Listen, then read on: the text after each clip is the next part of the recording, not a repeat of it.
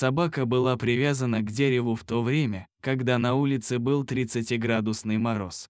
Животное было связано настолько туго, что даже не было возможности дотянуться мордочкой до снега, чтобы жажда перестала мучить его. В таком положении пес был более 24 часов. Спасение пришло к собаке в лице волонтерской группы.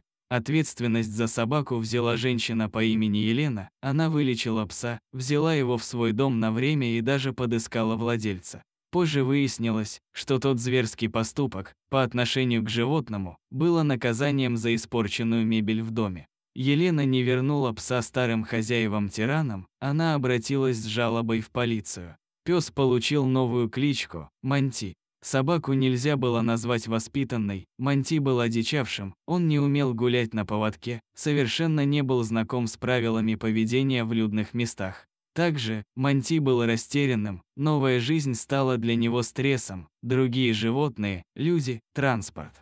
Ко всему этому пес долго не мог привыкнуть. Но Монти был добрым псом, не озлобленным, постепенно животное преодолевало свои фобии. Потом у Монти появился интерес к окружающему миру, и он жадно стал изучать все вокруг. Елена рассказывала, как Монти был впечатлен, когда впервые увидел лошадей. Он возбужденно лаял, пытаясь на своем собачьем языке что-то рассказать своей хозяйке, а она потешалась с веселого и задорного питомца. Когда однажды Елена вышла с Монти на прогулку, они встретили девушку по имени Алена. Девушка долгое время искала веселого и забавного питомца. Она увидела Монти, который покорил ее с первого взгляда, и захотела его забрать. Эта история была бы слишком банальной, если бы у Монти и Алены все сразу же пошло, как надо. Ранее было решено, что Монти заберут в Канаду, но оттуда не объявился владелец, поэтому девушка забрала пса.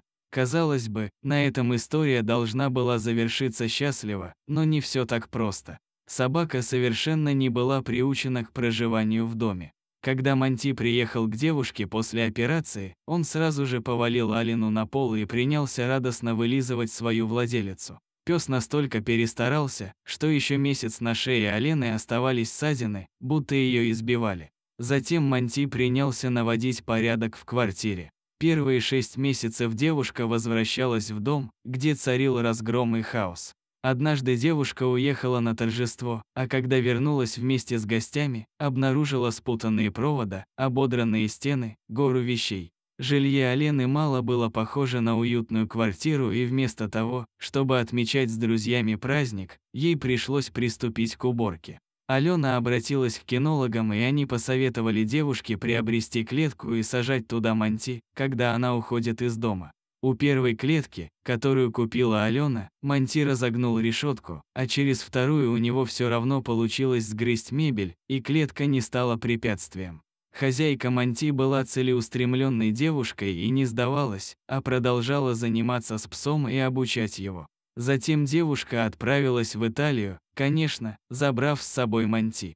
Они вместе обедали в дорогих ресторанах. Монти сидел на стуле, как настоящий аристократ. Поначалу Алена смущалась такого поведения и просила питомца лечь под стол, но хозяин заведения заверил ее, что все нормально и пес никому не мешает.